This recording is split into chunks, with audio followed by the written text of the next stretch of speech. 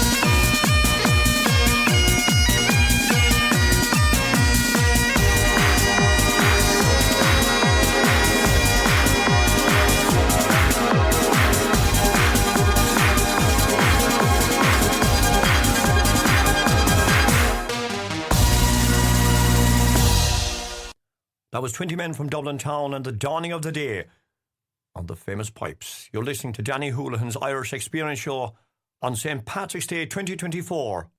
Welcome everyone to my show. The show today is also being webcasted on our famous Ballybunion YXQ internet radio station in the cloud. So you can check that out as well. That's Ballybunion YXQ internet radio, which is going on a 24-hour cycle every day of the year. So, on to our first bit of history today, and a show I produced during the year. Our marine section, this is the famous sea lark. In this episode, which is just the beginning, I will travel back to a period in my own area which is not often spoken of. In fact, it has been consigned to the pages of a closed history in the minds of our people. Confined to the past, not to be spoken of, this period is the Great Holocaust of 1846, 47, 48 onwards, commonly known in Ireland as the Great Famine, and a shipwreck and a ship called the Lark. I will, during my extensive research, introduce you to more history and information on the period as time goes on, which will build up a picture for you of a period our ancestors had to endure and the immigration that followed. This true account is set with the Holocaust at its full tempest in the Ballyea, Houlihan, Ballybunnon, Rahonach, Drummond, Gutnesgehe, Kilconley, Doon areas in 1846.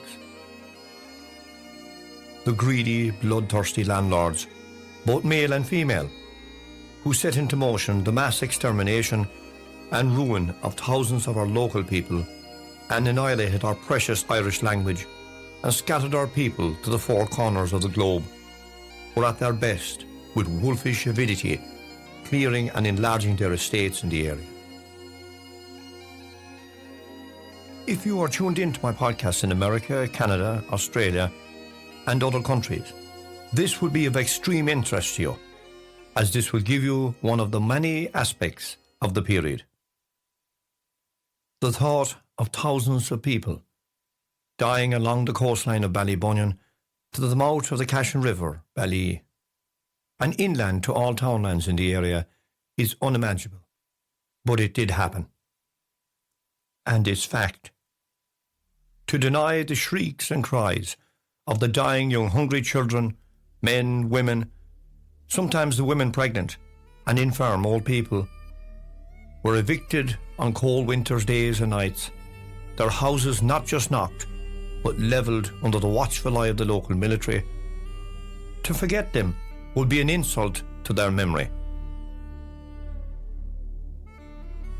One can just imagine the handful of survivors who had the thoughts of guilt and sadness on their minds forever, to the day they died, and others that went to the workhouse in Listowel. This place was known as, quote, a passport to eternity, unquote, meaning you went into the place, you never came out. The end result was a mass grave in Tumplebawn, where you were dumped into quicklime and forgotten forever. For those who were not able to be buried in Tumplebawn, were covered with sand in the local sand dunes, ditches, dikes, never to be seen again, but over the years a few bones have been found, our home, our place.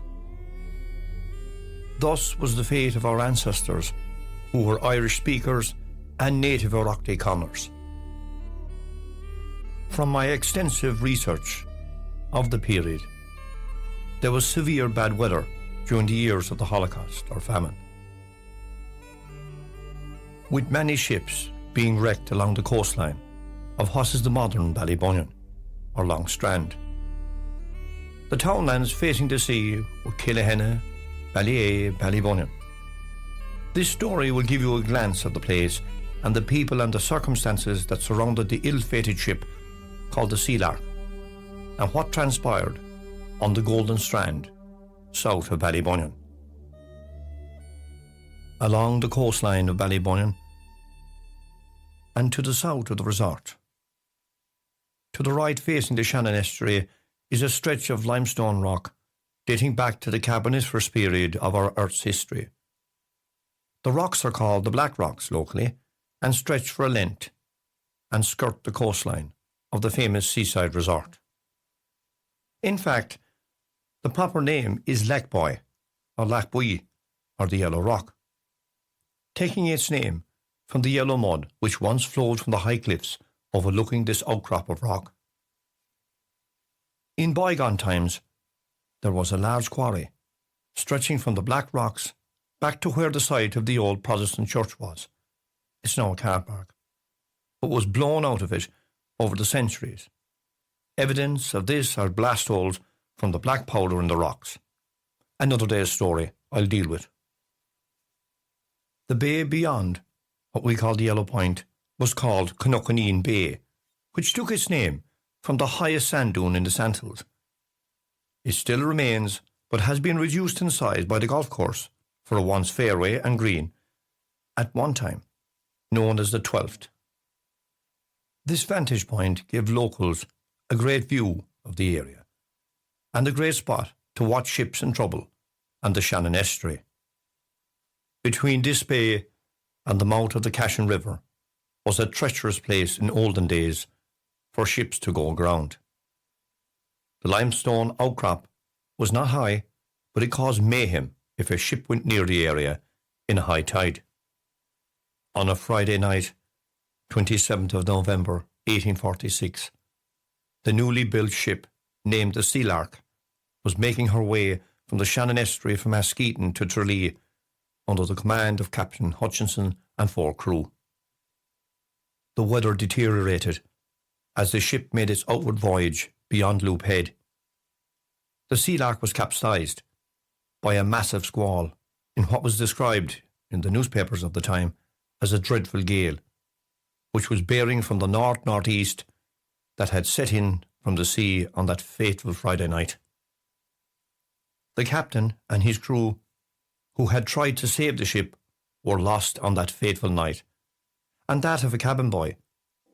From the past it has been related, he and his crew held fast on the boat with all hands on deck during the gale, until it was overturned.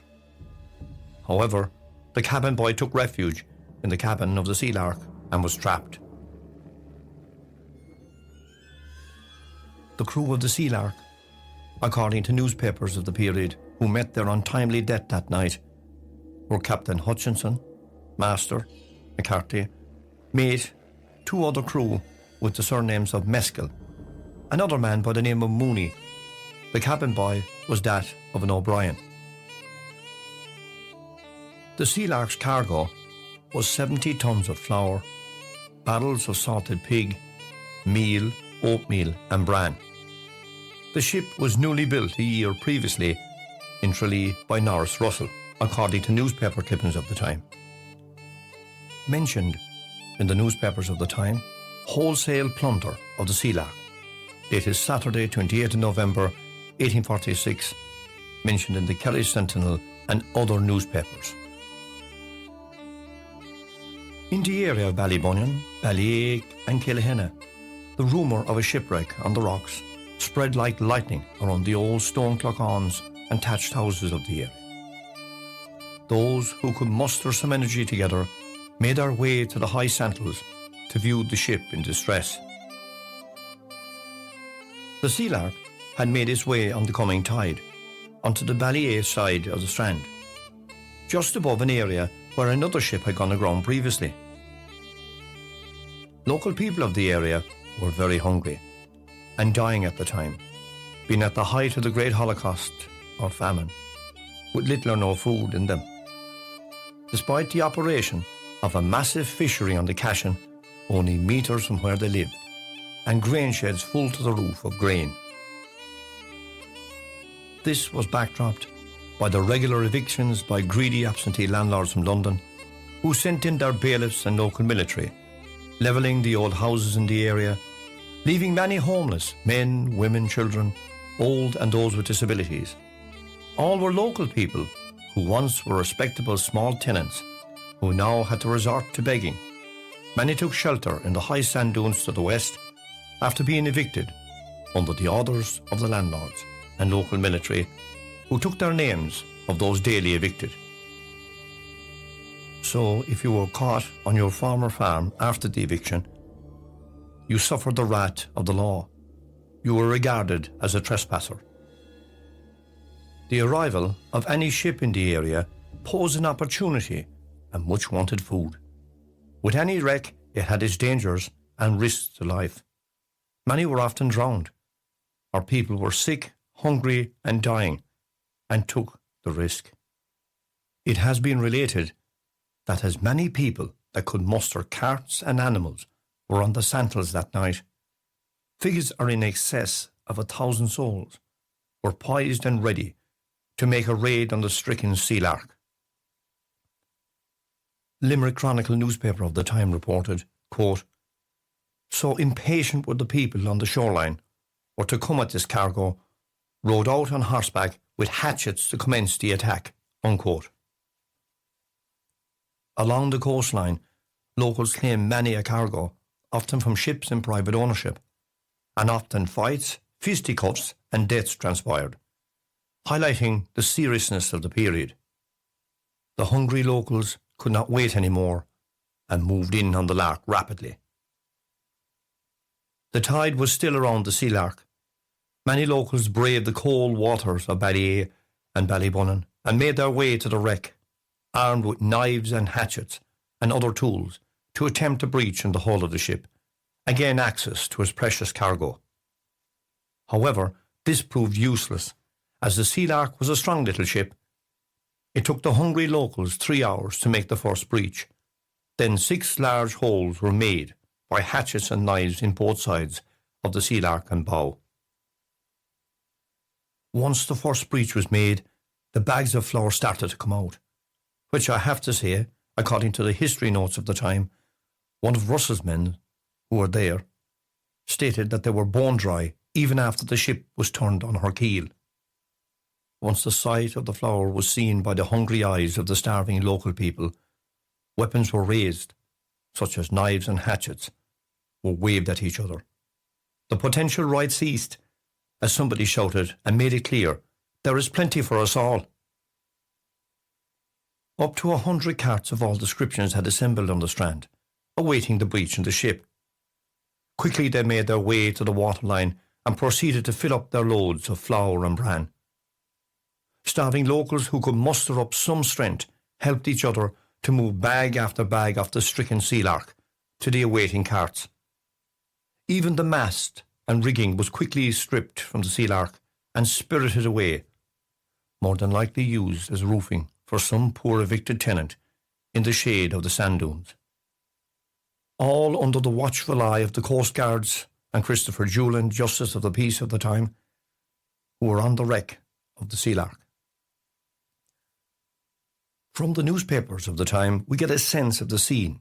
Quote, "At this time, Mr. Christopher Houlihan, JP, Justice of the Peace of Tullamore, with a small party of police and Coast Guards, were on board the steamer for protection," unquote. That night saw the arrival of a small police force under Bulger, as well as representatives of Mr. Russell to the Sea Lark. Nothing could be done due to the sheer numbers of the people assembled. Representatives of the owner pleaded in vain with locals not to take the cargo, as he stated it was en route to Tralee for those who needed it. The starving locals were not believing this, as they had seen many a ship fully laden with flour and beef passing out through the Shannon estuary with food to feed England. George Hewson, JP of Innismore and local landowner, arrived on the scene with a number of police. However, he could not help the situation of plunder and made a statement on the day. Quote, "It's a pity to be breaking up such a lovely new boat," unquote. More and more hungry evicted people now attacked the ship into the darkness of the night. As the tide rose again, they waited in the sand dunes patiently for the dawn to rise over Cnoughanore Hill to attack again. Just before the arrival of the military, several arrests were made of parties carrying away flour in the most open and daring manner. I notice not many arrests the evening before. That morning, which was a Friday, around 9 o'clock, the arrival of 50 of the 77th Depot arrived on the strand near the Sea Lark. However, it was too late to stop the looting, which had recommenced with angry haste. At this stage, and it should be noted as an indication of the large population of the area, over 4,000 people were on the strand at that time, ripping in to what remained of the Sea Lark. Timber planks, anything wooden that could be removed was taken away into the morning air, again to be used in sheds, houses, covering the poor and starving, and much wanted firewood. Now, at this point, I must mention which shows how word of mouth versus fact newspapers can relate history. I was related many years ago the story of the ship, and I was told that the captain survived, as well as the cabin boy. On the morning after the wrecking, the captain arrived with the boy, who had been put up the night previously in Ballybunion. The captain looked at the ship, and according to this story, looked very sad, and on seeing his stricken ship, he quoted, "O Lark, your nest has been robbed." Noting the historical information, stating that the 77th depot was there, clearly the military was under the command of a captain. Was this the man in the company of some young poor boy on that day who stated, "O Lark, your nest has been robbed"? We will never know. Investigations and arrests were made. 30 were caught looting its cargo in the hull of the Sea Lark, and was described, quote, "thieving in the most daring manner," unquote. A Limerick newspaper of the time quoted one event, quote, "One house in Ballybunion searched, yielded £20 worth of flour, and close to it, a carcass of beef and 5 tubs of pigs. This man was not going to starve," unquote. From the newspaper of the time, it stated that no charge was preferred against the person, as no evidence of ownership could be proven. The consignment was left to the person without charge. The question I pose is, why were the bags of flour not marked by the company or an arrest made? Newspapers blame rich local farmers for looting the ship. Well, there is a problem here. Most of the local small tenant farmers were evicted by the absentee landlords and were starving and poor. Rich farmers did not exist in the Ballybunion, Beal, Kilconnelly area at that time. It was under the control of the absentee landlords. It is not known what happened to the captain and the crew. I will continue to research this. Were they found, coffined and brought to Tralee for burial? During the wrecking of the Sea Lark, the body of the cabin boy O'Brien was found, dead in the cabin. According to local sources, he was quite dry when found, and was removed by George Gunn, JP, who went to the wreck and brought the young boy's remains to a building in the town used as a slaughterhouse, until an inquiry was held. The result of the inquiry was that O'Brien died of suffocation. Thus the boy survived the upturning of the Sea Lark. He was, according to the newspapers of the time, coffined and brought to Tralee for burial. However, one local story, which is mentioned in the papers of the time and matches another story I came across many years ago, is that as O'Brien lay at rest at night in the slaughterhouse, some local idiot came up the laneway and removed the child's boots. Obviously, the times were so poor that the person needed them. This was related to me many years ago by the late Maurice Clark of Ballybunion. A unique story. The incident on the strand of Ballybunion on those fateful days in 1846 paints a sad picture and a true picture of the climate of the area at that time, during the Great Irish Holocaust of 1846 and 1847, and many years after. The once proud tenants of my area were forced into starvation, acquiring what they could from shipwrecks along the shoreline, like the Sea Lark, to feed their starving young families, who, by not their fault, were reduced to beggary in a hostile place where once they were respectable people farming their lands. Backdropped by the wolfish avidity of greedy shark absentee landlords who were actively watching their moment when a tenant was so weak to evict with sweet vengeance their once loyal tenants from their lands, death by starvation and immigration.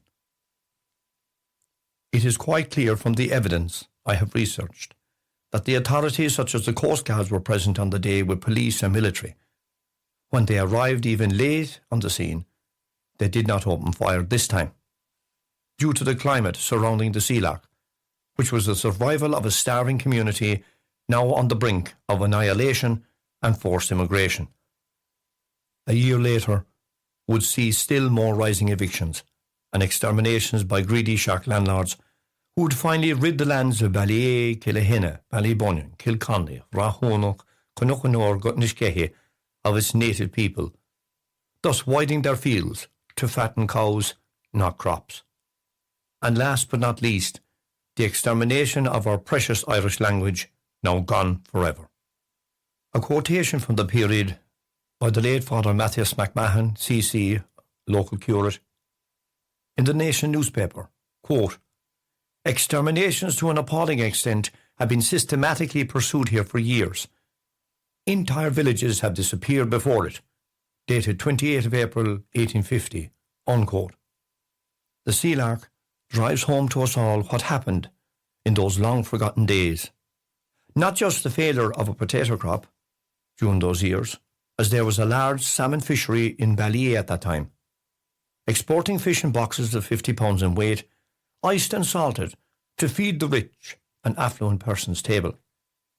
Also, large grain sheds were in the area, full to the roof of grain. The landlords here were a greedy bunch and would not allow the locals to fish. If caught with a salmon in a person's possession, eviction would follow. Out into the cold night air, out into the cold night air, your family would have gone to die.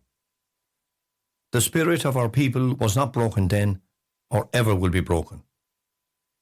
The few who got out and took the famine ship, like the Ginny Johnson to Quebec and other destinations, were all a success, building up famous countries like the United States of America, Canada, England, Australia, just to mention a few. And we must remember that they first had to overcome the language barrier, which they did, and established themselves well and were successful. Having to take the drastic steps to feed their families, from the cargo of the Sea Lark on the long strand near Ballybunion, to becoming so successful that you all are now. We are proud of you here. Each year so many of you make the journey back here to meet me in Ballybunion. I'm delighted to see you all, always. And the stories you have related to me over the last 30 years of how successful your families have become. You've honoured your people and those who sadly perished. I will feature your stories in due course, so keep them coming in. If you have any stories or think you might have ancestors that came from this area, please do not hesitate to email me. My email is dannypiper761@gmail.com. Now, during the course of this episode, I have mentioned the word exterminations. Sharks. These are the words that were used by the late Catholic curate of the area, Matthias McMahon, of the period. They're not Danny Houlihan's words, but these are the words of people who lived through the period. Indeed, it was a holocaust, a famine. You have no food, you have no water. But in this area, you had food and you did have water. Before I leave, I will say this.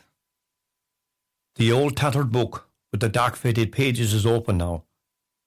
We have to speak of what happened and where our people went to. Is there anyone out there with ancestry from this area? When our people went on board the Ginny Johnson in Tralee those bygone days and stood on that pier prior to boarding, they would have looked back in the direction of Ballybunion, Ballyea, Houlihan, and wondered would they ever make the journey back. Sadly, no. But for those of you who have returned, forever, ever and ever, it will always be Destination Ballybunion. Oh, that's the famous Sea Lark and its history and heritage, bringing us back to a very, very, very sad period of our history in the area, a part of our rich heritage and culture. You're listening to Danny Houlihan's Irish Experience show here on St. Patrick's Day. Now, we'll bring on some more music now to bring up the tempo and bring it a bit lively now.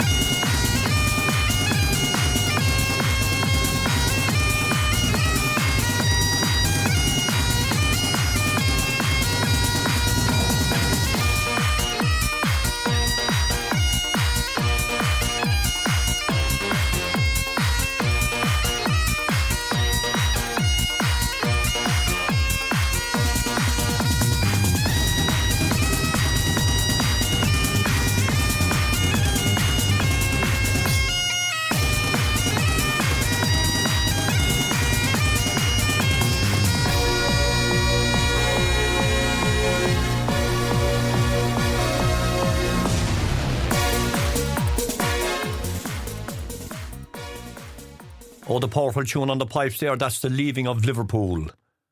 Finishing off that set. Next up now we have on St. Patrick's Day another show I produced during the year. This is Whiskey Galore. Welcome to Danny Houlihan's Irish Experience podcast. Join Danny on a journey through the historical island of Ireland, its people and the wild Atlantic way, which is Ireland's last frontier. Experience the music and the culture that makes up the longest coastal driving route in the world. Now, please welcome your host, Danny Houlihan.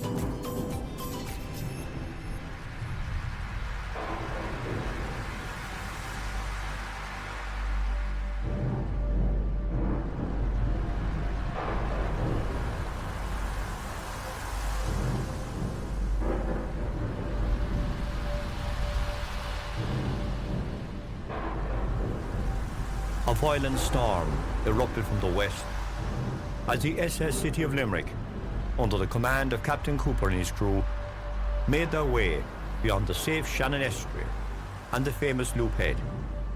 They say 20 miles on its outward bound voyage from County Limerick, Ireland.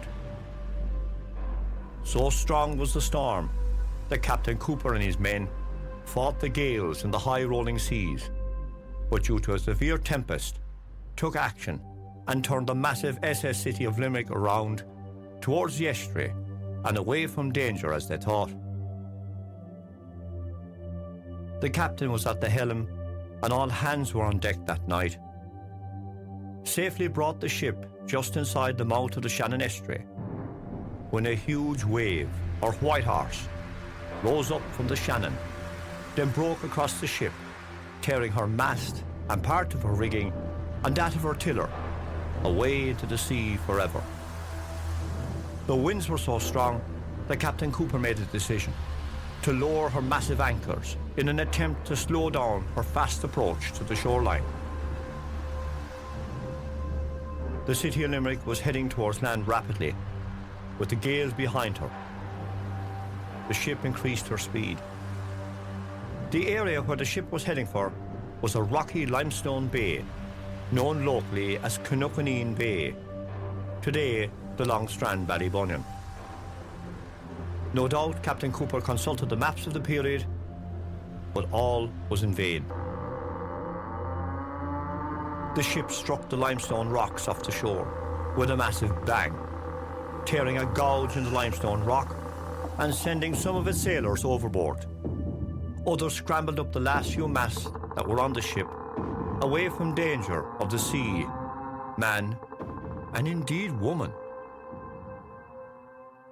Our story background is based along the Golden Long Strand of Ballybunion, County Kerry, Ireland, in the year of 1834, and its story was covered in the newspapers of the day for up to 3 months after. From the account of the wreck to the deaths and the auction and subsequent compensation that was awarded. The area where the story originated was called Cnocaneen Bay, as I said, now known as the Long Strand Ballybunion, or the White Strand, renamed by the English. This ancient bay was a horseshoe bay in its geographical orientation, which can be clearly seen to this day, and its outline. This limestone-covered bay took its name from the highest sandhill on the sand dunes, which rose to a height of 145 feet. This information I've obtained from the Admiralty maps of the period. The name of the highest sand dune was Cnocaneen. The area had a population of thousands of people, native Irish speakers with a rich tradition of salmon fishing, which spanned thousands of years, back to the dawn of time. An area of Killehenny, or Killetna, and Ballyea had its own diverse culture and its Irish language, and many tradespeople, from carpenters, coopers, weavers, to blacksmiths, to milling of corn. Indeed, the brewing of poteen was operated in the area from ancient times, and also boat building. But at this period of its history, all was under the control of a few absentee landlords such as Harink, Borghurst, Lark, Blacker Douglas, and indeed Lord Listowel. Under them were the agents, and under them more individuals of colourful character which paints a frightful picture when rendered to a canvas or indeed to our programme. I will deal with these colourful characters in another episode. Now everyone, this story is made up, as usual, of research from the then newspapers I have consulted and maps from the period, such as the Admiralty maps, and accounts from the oral traditions that I have obtained over the years and handed down to me during the course of my extensive research into the area. As I have stated many times before, some accounts differ from each other, which indeed adds to the story and the flavour of the story. This story is just an opening chapter, as it poses many questions. But for now, sit back and enjoy this episode. I've loved putting this one together. This is Whiskey Galore.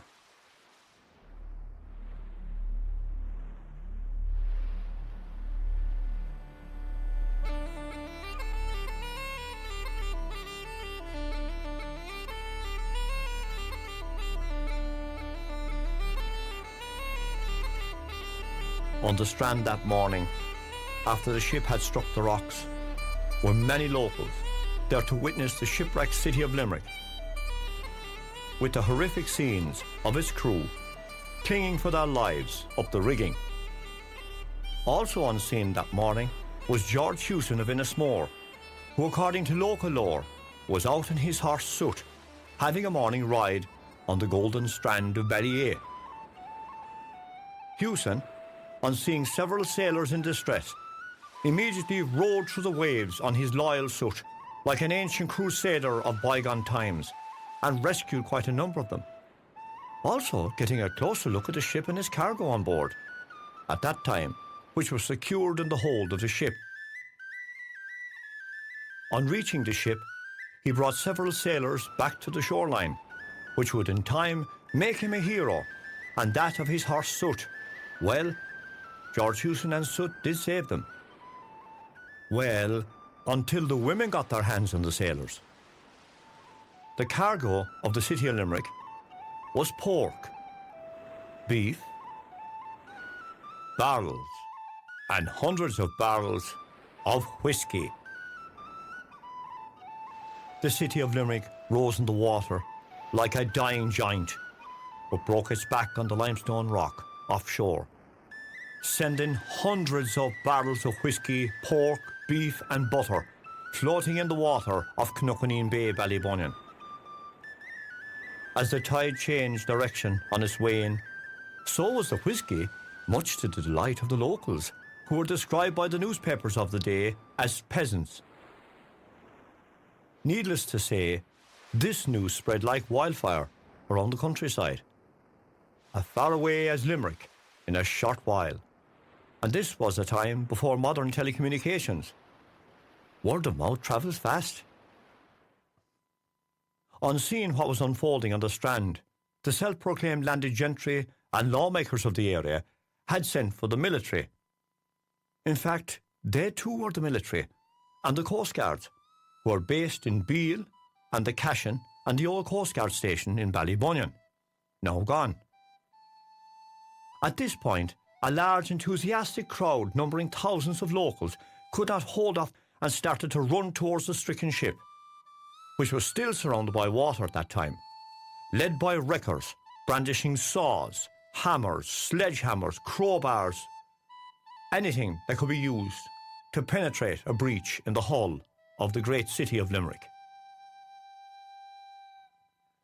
As the barrels started to land on the shoreline with the incoming tide, the locals tore into the casks and barrels with hammers, knives. The account from the newspapers quoted after the locals had consumed the whiskey in large amounts without any regard to its owner, according to the reports of the day, were lying on the strand drunk and some dead already. Limerick Chronicle newspaper of the day, quote, "Many of these inhumane wretches were seen stretched upon the beach like pigs, in a disgraceful state of stupefaction from liberal draughts of whiskey they imbibed," unquote. I have seen this from the newspapers of the time. At this stage of the incident, hundreds had arrived from all corners of North Kerry to the strand to take their share of the whisky. As they could get at the ship, more barrels fell out, resulting in fistfights breaking out. It was a dangerous scene to behold. One story was told that the mob wreckers were about to riot when someone shouted, "Stop, for God's sake, there's plenty for us all." Just to break from the newspaper reports of the time, I have consulted the faction fight map of 1834, which was published many years ago in the Fáilte Cassan's book, Cnocanor. The location of the wreck site was located just off the Kitty's River. Now, to anyone that knows the area, the Kitty's River runs through the golf course to this present day and out to the sea. I was told many years ago that there was a mark on the rocks where the city of Limerick came ashore on that fateful day, and it could be seen. Now, I did take a look many years ago down there, and there was a large gouge in the rock. However, in present times, that has now disappeared. More screaming headlines seen in the newspapers of the day. Savages with hammers, saws and sledgehammers attacked the ship relentlessly, reducing the massive ship to its keel. The Coast Guards. When the Coast Guards arrived, they came under fierce attack by the drunken local wreckers. The Coast Guards opened fire with their loaded weapons and shot a man dead after he attempted to steal a firkin of butter for his family who was hungry. Several Coast Guards received blows in the heads, called in Irish a corrig shock, or locally known in the Ballybunion area as a corrig shock or a rock shock, with nicely rounded stones thrown by the outrageous mob at the Coast Guards, who retreated gracefully, injured and totally demoralised and crestfallen to the Santals, for fear of death after getting a tip-off that their small company of Coast Guards would be slaughtered to bits by the locals to revenge the death of a friend who the Coast Guard killed. This they did, and regrouped themselves for the next planned exercise. After all that they could do was watch the proceedings unfold. No other military was present. Did they sample the whisky on the beach that night? And the morning? We shall never know. It was floating in everywhere around them. On the following day, the attack continued on the SS City of Limerick, with the shouts of happiness when more whisky was found in the wreck. This led to open fistfights, brawls over the barrels of whisky, then washing in on the incoming tide at a rapid pace. It was said locally that there was not an old jinnet or an ass that walked or crawled on two legs that hauled barrels of booze off the strand that day and night before, in front of the crestfallen Coast Guards.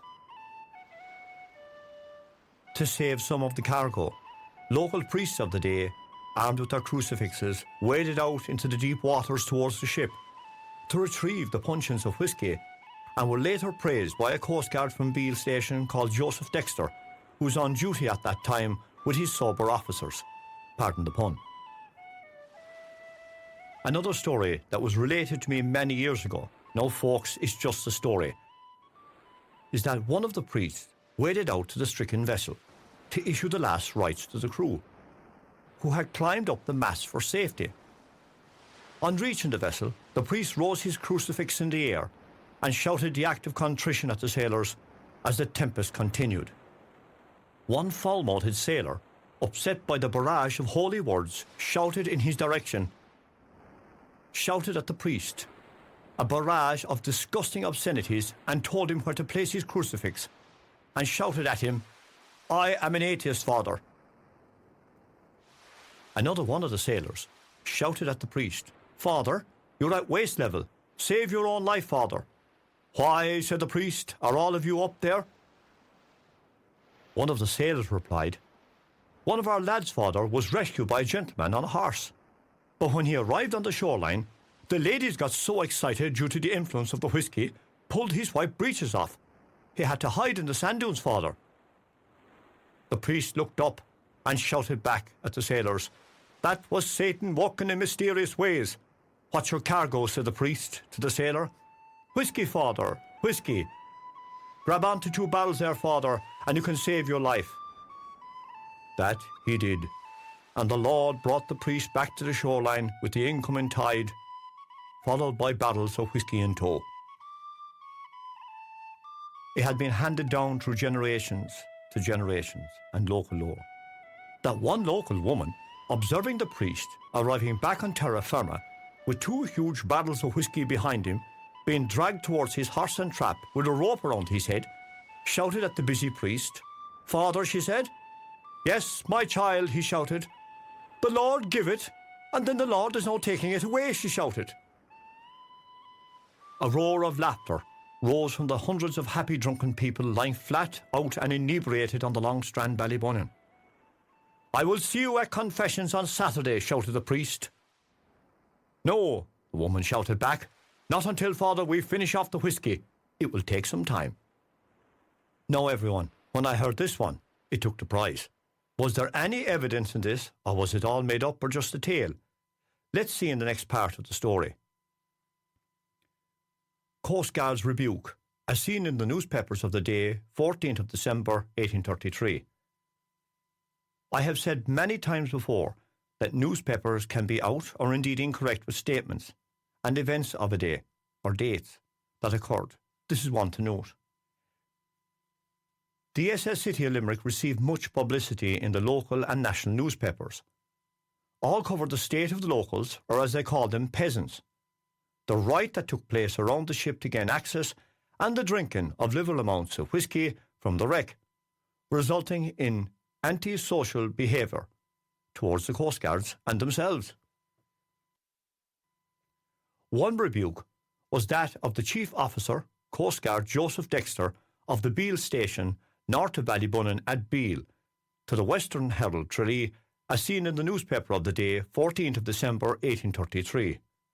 Quote, "After the Coast Guard fired and shot a man, the wreckers made a simultaneous rush on the small body of Coast Guard, who were obliged to flee for their lives. This is not the fact. There was indeed a man shot, but there was no simultaneous attack made by the wreckers, neither a single Coast Guard retreated 1 inch or quit the strand during the night. Joseph Dexter, Chief Officer, Coast Guard, Beale Station," unquote. Dexter goes on in the Chronicle to thank those involved in the attempts to save the cargo of the vessel. "I cannot let the opportunity pass without returning thanks to the Reverend Mr. Enright, Roman Catholic curate, for great exertions to save some of the wrecked property, in which I am happy to say he succeeded." He goes on to thank the parish priest also by stating some of the cargo is returned daily through the exertions of the Reverend Mr. Buckley PP, parish priest, assisted by the Reverend gentlemen.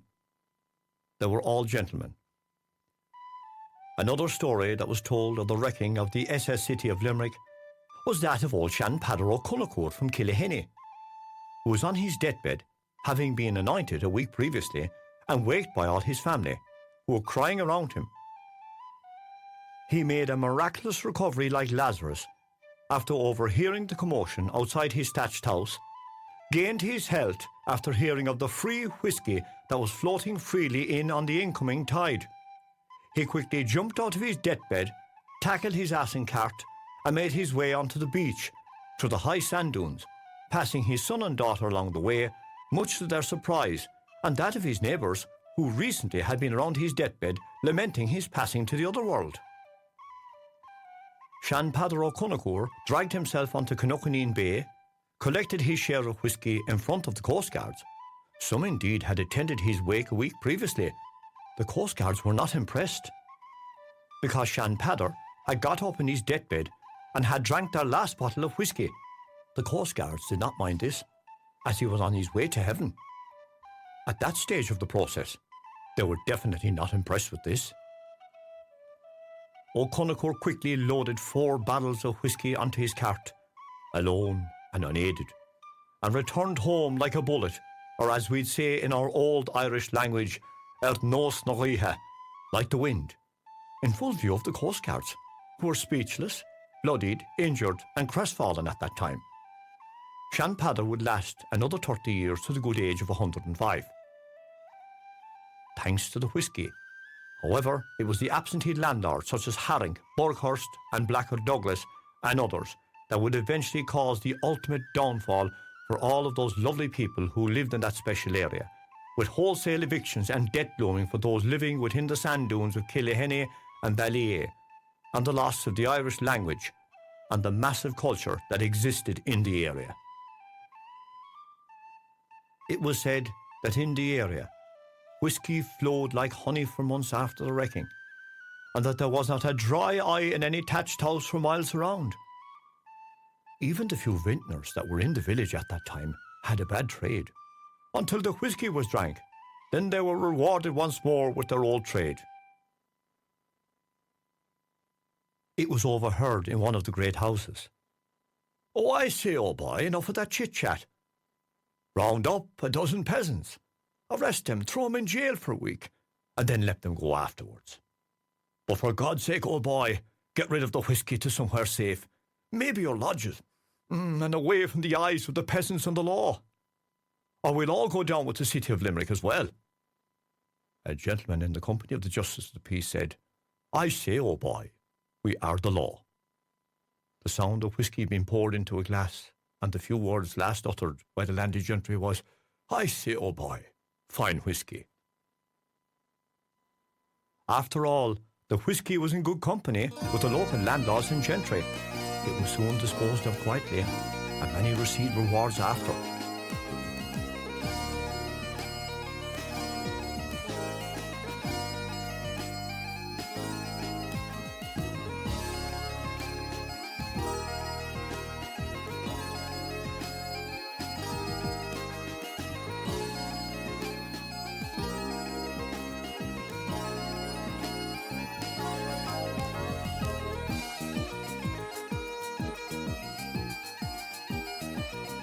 Now everyone, when the whiskey was spirited away and the ship was stripped, the case of salvage and compensation arose, which is the most interesting and sobering part of the account. Again, pardon the pun, sobering. We read in the newspapers of the day, Kerry Evening Post, Tralee, Saturday, December 1833, that there was a great effort by the landed gentry and magistrates of the area to locate what was left of the city of Limerick's cargo, which was either drunk, eaten or spirited away on that fateful day a night before. Great praise was given to the upper classes and the gentry involved, and indeed the locals were slighted once more and described as rotten, drunken peasants on that occasion. Class distinction was proudly evident in the Ballybunnin area at that time, and reports of that time. Again, as I've stated before, newspaper reports can be a little bit off, so take them with a pinch of salt, or indeed a glass of whiskey. Quote, "The exertions of Francis Crosby, Esquire of Ballylongford, a magistrate of this country, have been most laudable and successful in recovering the property, part of the cargo of the schooner, the City of Limerick, wrecked on the 29th ultimo of Ballybunnin." Unquote. Next it goes on to describe the locals. Quote, "Mr. Crosby is very popular with the peasantry in that part of the area." Unquote. William Sands Jr. of Piermount, also a magistrate, has in like manner been active in good work, and the services of George Hewson of Innismore, old George is back again, as salver, have been eminently useful and prizeworthy.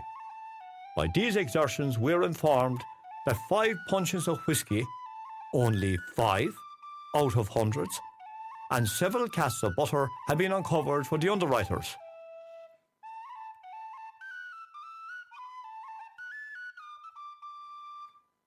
What happened to the hundreds of barrels of whiskey and barrels of pork, bacon? Vanished and spirited away, I suppose. One could just infer that the barrels of whiskey rolling around North Kerry were in good company in the shape of all concerned, both the military and the landed gentry, and that it was a smell of fresh bacon, cooked I should say, emanating from the great houses in North Kerry at that time. How many barrels were hidden around the countryside, though? It goes on to finish that 2 of the peasantry detected in the plundering of the cargo had been committed to the county jail. Only 2? When there were hundreds plundering the ship, and the military standing by, doing absolutely nothing, only sitting around. I have tried to ascertain what was the duration of their internment. Was it a month? Year? A week? We shall never know the names of the culprits. It was never documented properly. Indeed, the lack of the ship's manifest I yet have to find, to ascertain the exact quantity of the cargo, which I will. Screaming headlines in the newspapers of the day, weeks after. 17 people died from intoxication and consuming putrid food. Death from drinking and eating putrid food from the wreck. Weeks after the wrecking of the ship, reports arrived on the desks of many newspapers in the area with the title Effects of Intoxication. Quote, Wreck of the City of Limerick schooner. We're informed that 17 persons died of intoxication after drinking the whisky ashore at Ballybunion from the wreck of the City of Limerick. Quote, Limerick Chronicle. Another report, quote, 16 persons died at Ballybunion this week. It is thought of sickness caused by eating part of a putrid state cast ashore from the wreck City of Limerick, unquote. Now this raises a question, everyone. How did so many people die on the strand that morning and the days after from the whisky? Was the whisky in the hold of the City of Limerick unracked? Or was it on its way to be unracked? Because unracked whisky would have been lethal to any person, and due to the climate of the area and the lack of food, with the looming evictions by absentee landlords in the area, consuming putrid meat combined with whisky would have killed many indeed. Now, eating putrid food, how was it putrid if it was in barrels recently loaded into the hold of a ship? That would have lasted for weeks on board the ship. Or was the meat rotten before embarkation? Or was the whisky as well bad? Also, how did they cook the food on the shoreline in a storm with the wind blowing? There were no throwaway barbecues then. Unracked whisky would have been lethal, mixed with poteen, which was produced in the area locally, and that's a fact.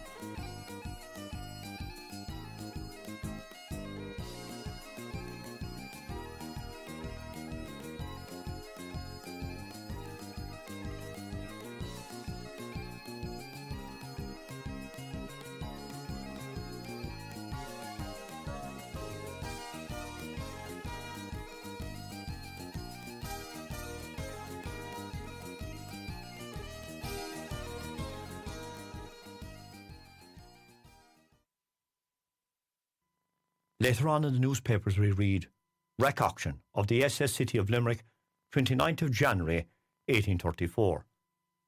A wreck auction at Ballybunion appeared in the local newspaper, Kerry Evening Post at the time, dated the 29th of January, 1834. In this we can get a snapshot of the cargo on the ship and what was left or recovered at that point. Quote, to be sold by auction at Ballybunion, the 5th of February next at 12 o'clock, for the benefit of those concerned. 320 firkins of butter, part of the cargo saved from the wreck of the brig City of Limerick, with standing and running rigging, codge anchor and chains, some spare parts of the hull, some copper and iron bolts, and empty casks. Dated January 29th, 1834, Francis Twiss, agent for Lloyd's. Unquote. From this we can infer that the ship had been stripped entirely of its assets. There. This opened another line for me for inquiry. How was the ship stripped so quickly? One would want to know their business to strip a ship. It has been inferred that locally that there were wreckers who lived in the area just for that type of work at that time, who had the expertise to strip a ship, such as carpenters and tradespeople, who indeed were there for such an event. As in those times, which were poor to many locals of the area, the sight of a ship in trouble was an added bonus to their lives. Also the landed gentry were involved, as we see next, who all benefited from the wrecking. Another theory that was put out in the area, that there was another ship which was switched with a cargo of rotten produce.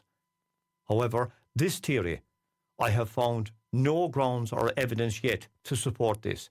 It completely stinks completely. Case of salvage Tralee Mercury, 12th of February 1834, as seen in the newspapers of the day.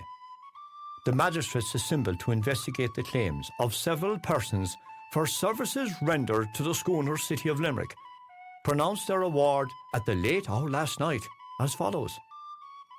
Now, this will be of interest to all students in the area and historians and those who have an interest in our local history, as we have a few names as seen in the newspapers of the day. Everyone, as I've stated, as seen in the newspapers of the day, it also highlights who got what from the wreck, as seen in the Tralee Mercury newspaper dated the 12th of the 2nd, 1834. Mr. Enright, PP, is required for his exertions and influence in restoring part of the property awarded £3.